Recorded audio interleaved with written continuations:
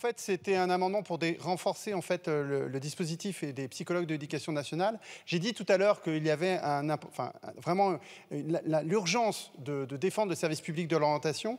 Or, on a un souci actuellement parce que les psychologues de l'éducation nationale ont finalement deux missions. Ils ont une mission de conseiller en orientation, mais souvent, ils ont aussi une mission d'accompagnement des élèves en difficulté. Et on a eu des recours aux psychologues qui sont devenus de plus en plus importants avec une surmobilisation des psychologues depuis le Covid, parce qu'on a une enfance qui est en souffrance, des enfants qui sont en souffrance. Or, on manque de psychologues de l'éducation nationale, et du coup, on a même un déport des recrutements, puisque maintenant, on recrute plutôt les psychologues pour accompagner les enfants qui sont en difficulté, au lieu de recruter des psychologues de l'éducation nationale pour accompagner plutôt l'orientation. Donc cet amendement, comme on l'a déjà proposé tout à l'heure, vise à augmenter et à doubler le nombre de psychologues de l'éducation nationale, à la fois pour accompagner les élèves, mais aussi pour accompagner l'ensemble de l'équipe pédagogique dans le travail très difficile de l'orientation. Et si l'orientation échoue, c'est extrêmement grave parce que ça détermine la vie des jeunes.